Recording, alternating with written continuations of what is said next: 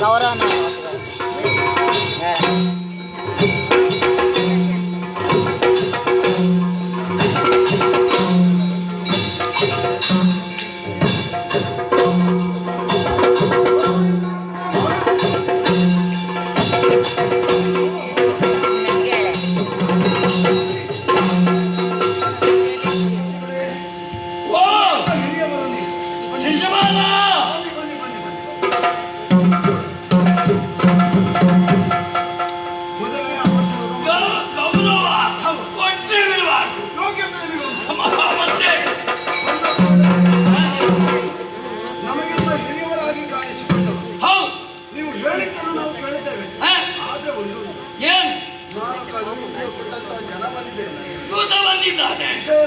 ವಿಷಯ ಗೊತ್ತಾಗಿದೆ.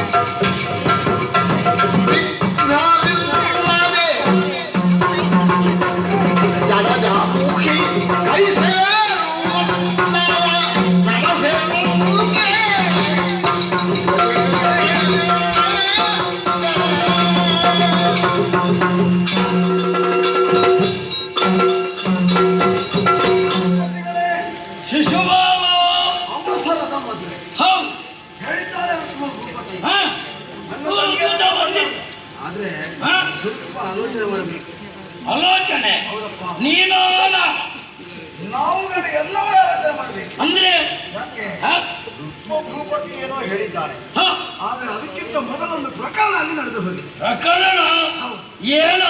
ಪಡೆದವರ ಮತವೇ ಬೇರೆ.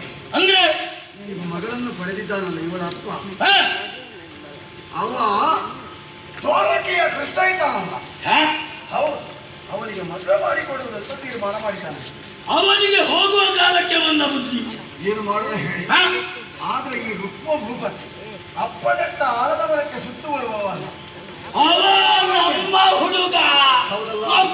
ಹಾಗಾಗಿ ನನಗೆ ಮದುವೆ ಮಾಡಿಕೊಡುವಂತ ತೀರ್ಮಾನ ಮಾಡಿದ್ದೆ. ತಾನೇ ಅದು ನೋಡಿ ನನಗೆ ಬೇಕಾಗಿ ಅಲ್ಲದಿದ್ರು ಕೂಡ ಅವನ ಮಾತಿಗೊಂದು ಬೆಲೆ ಕೊಡಬೇಕಲ್ಲ, ಹಾಗಾಗಿ ಮದುವೆಯ ನಿನಗೆ ಬೇಡ. ಆದ್ರೆ ಒಂದೊಂದು ಅವ ಹೇಳಿದ್ದನ್ನು ಬಿಡಬೇಕಾಗ್ತದ. ಮೊದಲೇ ನಮ್ಮ ಮಿತ್ರನಾಗಿದ್ದಾನೆ, ಮತ್ತೆ ಎಲ್ಲಿಯಾದ್ರೂ ನಾನು ಬೇಡ ಅಂತ ಹೇಳಿದ್ರೆ ಅವನಿಗೆ ಬೇಸರ ಆಗ್ತದೆ. ನಿನಗೆ ಶಂಕೆ? ನನಗೆ ಸಂಖ್ಯೆ ಒಂದೇ, ಕೃಷ್ಣ ಹೇಗೋ ಬರ್ತಾನೆ, ಆದ್ರೆ ಅವನ ಜೊತೆಯಲ್ಲಿ ಯಾದವ ಸೇನೆ, ಯಾದವರಿಗೆಲ್ಲ ಪ್ರಮುಖ ಬಲರಾಮಾಯ್ತಾನಲ್ಲ. ಏನು ಮಾಡೋಣ?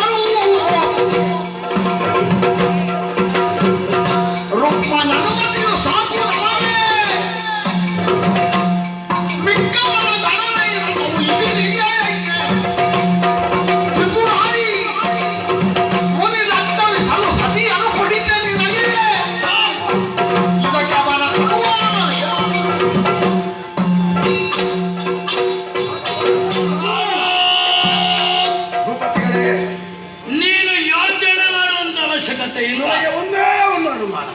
ಯಾವುದೋ ತಳಮಾಡ ಹೌದು. ಶಂಕೆ ಏನು ಮಾಡೋಣ? ನಿನ್ನನ್ನು ಬಾಧಿಸ್ತಾ ಇದೆ. ಮದುವೆ ಏನು ನಾನು ಹಾಗಿದೆ ತಂದೆ ತಾಯಿಗಳ ಅಭಿಮತವೇ ಬೇರು ಎನ್ನುವ ಹಾಗೆ ಹೌದು. ಫಲನಾದ ಕೃಷ್ಣನು ಬಂದನು ಎನ್ನುವಂತಹ ಅನುಮಾನ ನಿನ್ನನ್ನು ಕಾಡುತ್ತಾ ಇದೆ. ಅದು ಕೂಡ ಉಂಟು. ನೀನು ಯೋಚನೆ ಮಾಡುವಂತ ಅವಶ್ಯಕತೆ ಇಲ್ಲ. ಮತ್ತೇನು ಮಾಡೋಣ? ಈಗ ಈ ಮಾದರ ನಿರುತ್ತ ಸರಿ, ಯಾವ ಭಯವೂ ನಿನ್ನನ್ನು ಕಾಡುವುದಕ್ಕೆ ಸಾಧ್ಯವಿಲ್ಲ. ಎಂತ ಬದ್ದು ಬಂದರೂ ಕೂಡ ಆಕೆಯನ್ನು ನೀನಾಗೆ ಮದುವೆ ಮಾಡಿದ್ದೇನೆ. ನನಗೆ ಹುಡುಗಿ ಸಿಕ್ಕಿದ. ಅಷ್ಟೇ ಅಲ್ಲ, ಒಂದು ವೇಳೆ ಆ ತ್ರಿಪುರ ವೈರಿಗೆ ಬಂದರೂ ಕೂಡ ಅವನನ್ನು ಕೂಡ ಯುದ್ಧದಲ್ಲಿ ಸಾಕು ಸಾಕು ಯುದ್ಧ ಸಾಕು ಅಂತ ಹೇಳಿಸಿ ಅಜ್ಜಯ್ಯ, ನಿಮ್ಮ ಮೇಲೆ ನನಗೆ ವಿಶ್ವಾಸ ಉಂಟು. ಆದ್ರೆ ಏನು ಸಪ್ತಮಿಗೆ ಅಂತ ಹೇಳಿದ್ದಾರೆ. ಹೌದು, ಇವತ್ತು ಷಷ್ಠಿಯ ದಿನ. ಅದು ಇವತ್ತೇ ನಾವು ಹೊರಡಬೇಕು ಅಲ್ಲಿವರೆಗೆ. ಅಲ್ವಾ? ಹೌದಲ್ಲ? ಇದೆಂತದ್ದು? ಈ ಬಟ್ಟೆ ಅಲ್ಲ, ಶುಕ್ರವಸನ ಆಗಬೇಕು. ಏನು ಬಟ್ಟೆ ಇಲ್ಲದೆ ಹೋದ? ಹಾಗಲ್ಲ, ಮತ್ತೆ ಶುಕ್ರವಸನ ಬೇಕಾ? ಈ ಮಲಿನ ಮಾತು ಯಾಕೆ? ಎಲ್ಲ ವ್ಯವಸ್ಥೆ ಎಲ್ಲ ಅಲ್ಲಿ ಬಾಸಿಂಗವನ್ನೇ ಕಾಯಿ ಕಿರೀಟ ಬೇಡ. ಮತ್ತೆ ಅದೇ ಬಾಸಿಂಗ ಒಂದೇ ಬಾಸಿಂಗ ಬೇಡ. ವಿಷಯ ಸರಿ. ಹೋಗುವುದಕ್ಕೆ ದಾರಿ ಬಹಳ ದೂರ ಉಂಟು. ಹೌದು, ಈಗಲೇ ಹೊರಡಬೇಕು. ನಿಮ್ಮನ್ನೇ ತಡ ಮಾಡುವುದಲ್ಲ. ನೀವು ಮುಂದೆ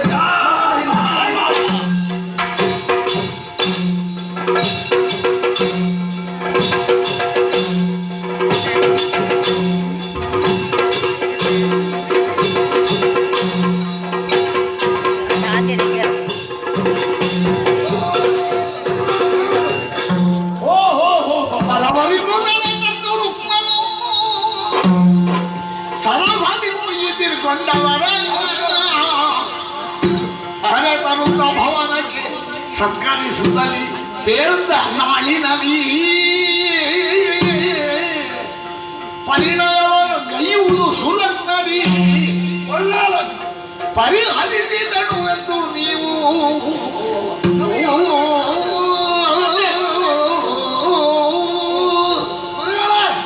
ಶಿಷ್ಯೋತ್ತಮ ಶುಭವಾಗಿ ನೀವು ಬಂದದ್ದು ನೋಡಿ ನನಗೆ 100 ಆನೆಯ ಬಲ ಬಂದ. ನಾವು ಹೋದ್ರೆ ಹಾಗೆ ನೀವು ಒಬ್ಬರೇ ಇರೋದು ನೋಡಿ, ಹಳೆಯ ಕೊಂಡಿ. ನೀವಿದ್ರೆ ನಮ್ಮೊಂದು ಬಲ. ಅಲ್ಲಿಗೆ ಗುರುಗಳು ನೀವು ಒಬ್ಬರೇ ಏನು ಧ್ವನಿಯಲ್ಲಿ ಏರಬೇಕು. ಅಲ್ಲ, ನಮಗೆ ಬಲ ನೀವು ಅಂತ. ಹಾಗೆ ಗುರುಗಳೇ, ಏನು ಶಿಷ್ಯೋತ್ತಮ? ಮುಖದಲ್ಲಿ ಗೌರವ ಬಂದಿದೆ. ಆಯಾಸ ಆಯ್ತೇನು? ಪ್ರಯಾಣ ಸುಖಕರವಾಗಿತ್ತ? ತೊಂದರೆ ಇಲ್ಲ. ಇದು ಬಾಯಾರಿಕೆ ಅದೊಂದು ಬೇಕಾಗ್ತದೆ. ನಮ್ಮ ಬಾಯಾರಿಕೆ ಏನು ಅಂತ ನಿನಗೆ ಗೊತ್ತಿಲ್ವಾ? ಅಲ್ಲ, ನಮ್ಮ ಬಾಯಾರಿಕೆ ಈಗ ತೆಗೆದುಕೊಂಡ್ರೆ ನಾಳೆ ಮದುವೆ ಉಂಟಲ್ಲ. ಆದ್ರೂ ತಲೆಯಲ್ಲಿ ಬೇಕು. ನಾಳೆ ಕಾರ್ಯಕ್ರಮ ಇದೆ, ಇವತ್ತು ಸ್ವೀಕಾರ ಮಾಡುವಾಗ ಇಂತಿಷ್ಟೇ ಮಾಡಬೇಕು ಎನ್ನುವಂತ ಪ್ರಜ್ಞೆ ಇಲ್ಲಿ ಯೋಚಿಸಿ ನಾವು ತೆಗೆದುಕೊಳ್ಳಿ. ಹೌದು, ಹಾಗಿದ್ರೆ ಆರೋಪವೂ ಇಲ್ಲ, ಆಪಾದನೆಯೂ ಇಲ್ಲ. ತೆಗೆದುಕೊಳ್ಳಿ, ಅವ ತೆಗೆದುಕೊಳ್ಳುವುದಕ್ಕಿಲ್ಲ. ಅವ ನಾಳೆ ಬಾಸಿಗೆ ಕಟ್ಟುವಲ್ಲ. ವಿಷಯ ಸರಿಯ. ಯಾರ್ಯಾರಿಗೆ ಎಷ್ಟೆಷ್ಟು ಬೇಕು ಕೇಳಿತಲ್ವಾ? ನಾನು ಒಪ್ಪಿಕೊಂಡಿದ್ದೇನೆ. ಇವತ್ತು ಒಂದು ದಿವಸ ಅಲ್ವಾ? ಬೇಡ, ಮತ್ತೆ ಕೂಡ ಲೆಕ್ಕಕ್ಕೆ ಹೆಚ್ಚು ಬೇಡ. ಮದುವೆ ಕಾರ್ಯಕ್ರಮ ಮುಗಿದ ಮೇಲೆ ಬೇಕಾದ್ರೆ 1-2 ದಿವಸ ಕಳೆದು ಕೊಡುವ. ತೊಂದರೆ ಇಲ್ಲ. ಏನು ಶಿಷ್ಯೋತ್ತಮ? ಈಗ ನಿಮಗೆ ಬಿಸಿ ಬೇಕಾ ಅಥವಾ ತಣ್ಣಗೆ ಬೇಕಾ? ಈಗ ನೀನೇ ಹೇಳಿ. ಅದು ಬಿಸಿ ಆದ್ರೆ ಜಲ ಸುರಿಯುತ್ತಾ ಹೊರಗೆ ಬಿಸಿ ಇರುವುದು ಬೇಕಲ್ಲ, ಹೊಟ್ಟೆ ಒಳಗೆ ಹೋದ ಮೇಲೆ ಬಿಸಿ ಆಗುದು ಬೇಕಾ? ಅದು ಬೇಡ. ಅದು ಬೇಡವಾ? ನನಗೆ ತಂಪಾದ ಪಾನೀಯ ಬೇಕು. ಹೌದಾ? ತಂಪಾದ ಪಾನೀಯ ಆದ್ರೆ ವ್ಯವಸ್ಥೆ ಮಾಡುವ. ಹೌದಾ?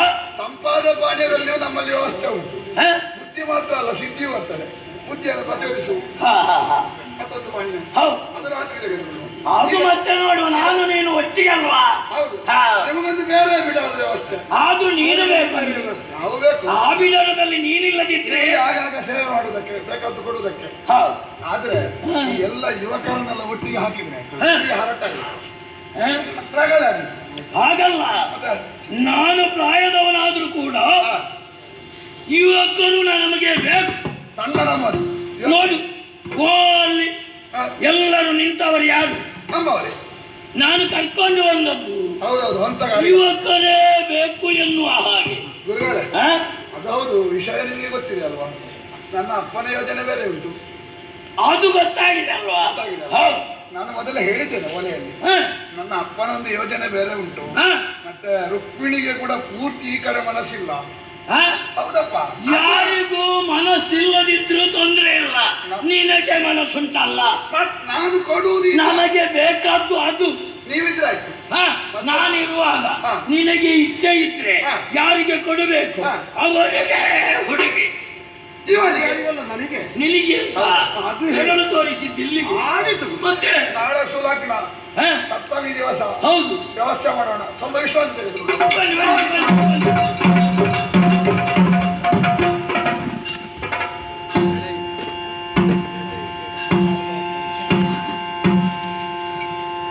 ಮುಂದೆ ಹಡುವೆದು ಜನೊಡನೆ ಕಡುಪಾತ ಗಿಂಡಿಗೆ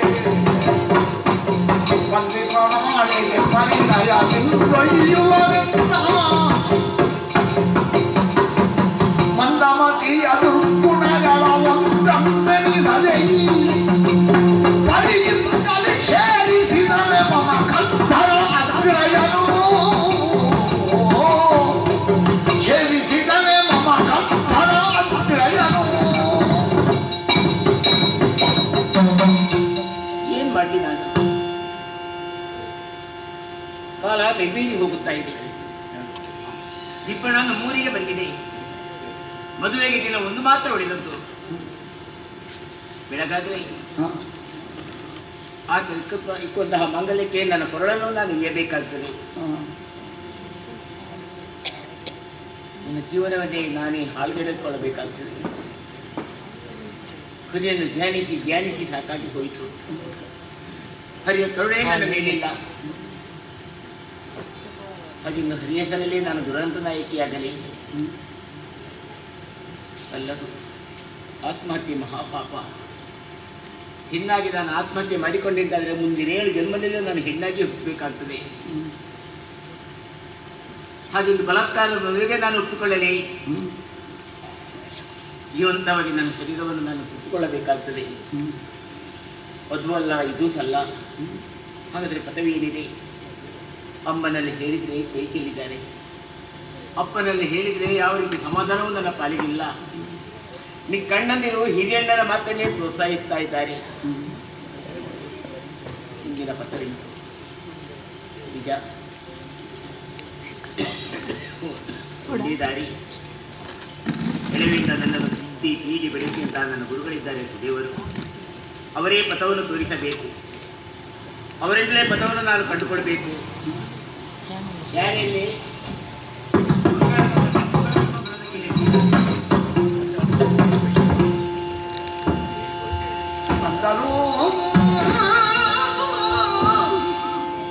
ತ್ವರೆಯಿಂದ ಭೂದೇವ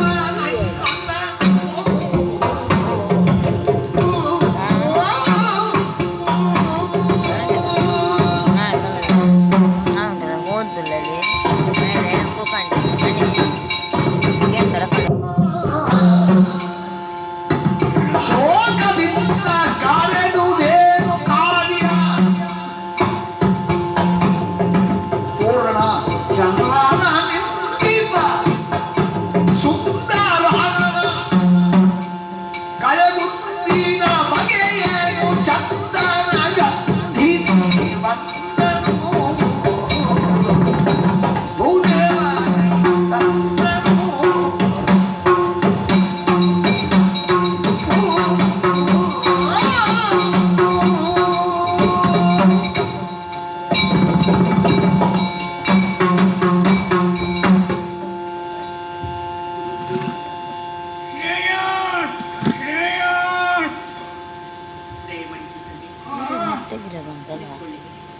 ಆಳುಗಳು ಸೇವಕಿಯರು ಅಂದ್ರು. ರುಕ್ಮಿಣಿ ಒಮ್ಮೆ ಕರೀತಾರ ಗುರುಗಳೇ ಅಂದ್ರು. ಹಾಗೆ ಅವಸರಕ್ಕೆ ನಾನು ತಂದೆ. ಆಗ ಏನು ವಿಚಿತ್ರ ಇದು. ಯಾವತ್ತೂ ನಿನ್ನನ್ನು ಕಂಡ ಕೂಡಲೇ ನನಗೆ ಊಟ ಮಾಡಿದಷ್ಟು ಸಂತೋಷ ಆಗುತ್ತಿತ್ತು. ಸೂರ್ಯೋದಯ ಆದ ಕೂಡಲೇ ಎಲ್ಲೋ ಕೆರೆಯಲ್ಲಿರುವ ತಾವರೆ ಒಂದು ಅರಳಿ ಹೇಗೆ ಶೋಭಿಸ್ತದೋ ಹಾಗೆ ಕಂಗೊಳಿಸುತ್ತಿದ್ದ ನಿನ್ನ ಮುಖ. ಅದೇ ತಾವರೆಯನ್ನು ನಡು ಮಧ್ಯಾಹ್ನ ಸುಡು ಬಿಸಿಲಿಗೆ ಕಿತ್ತು ಬಿಸಾಡಿದರೆ ಹೇಗೆ ಮಾಡಿತು? ಹಾಗಾಗಲಿಲ್ಲ ಮಗ. ಏನು ನಿನಗಿಷ್ಟು ದುಃಖ? ಏನು ಚಿಂತೆ ಮಗ? ನನ್ನಲ್ಲಿ ಹೇಳುವರ್ಗ ಪರಮ ಪೂಜ್ಯ ಪುಣ್ಯ ಸಮಾಧಿ ಧರಣಿಯ ಮನರೆಯ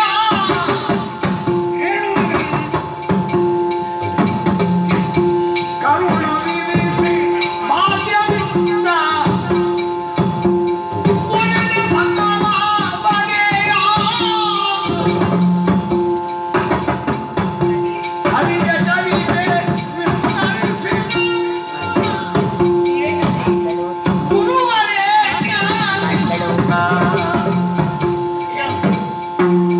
ಮನೆಯ ಹೊಕ್ಕೆ ಕಷ್ಟವ ಪರಿಹರಿಸಿ ಕೊನೆಯಾಯನು ಪರಮ ಪೂಜ್ಯ ಪುಣ್ಯ ಸಮಾಧಿ ಧರಣಿಯ ಮನರೆಯ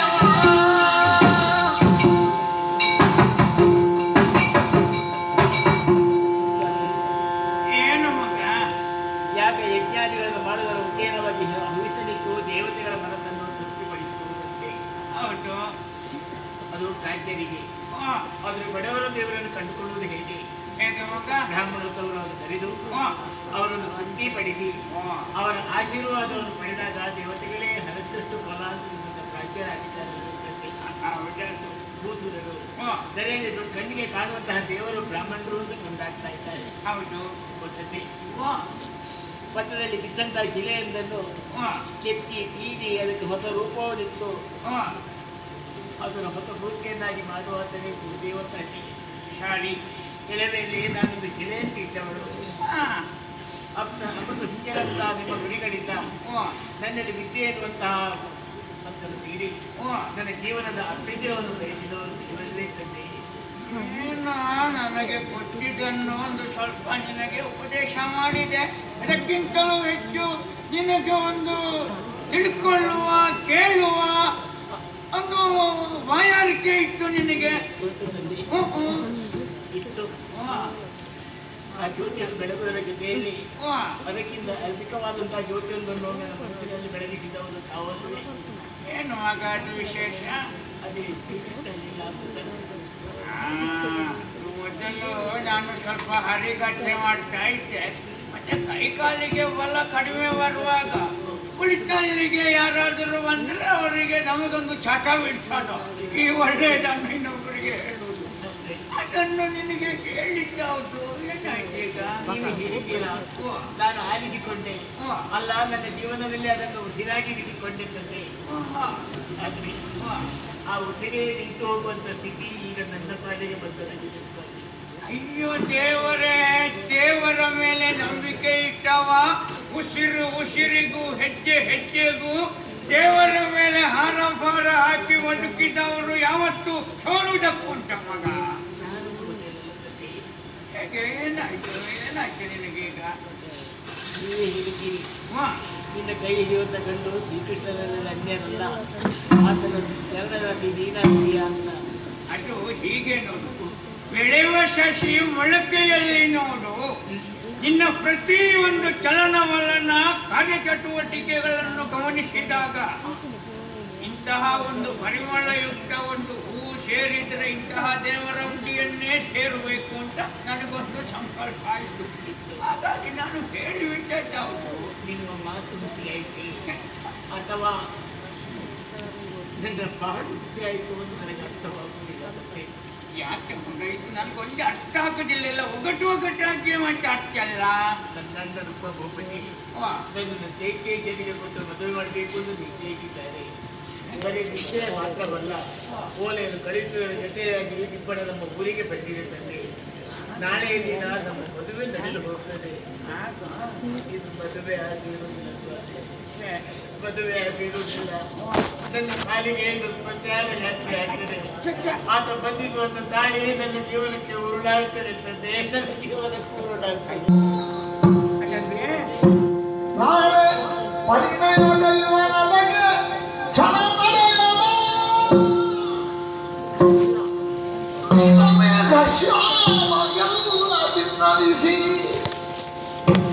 ಈ ವಾಲೆಯ ಮರಿತ್ತು ಒಡವಡಿಸಿ ಕರೆ ತಂದೆನ್ನ ಉಳಿದಂದು ಕೈಗಳಿದ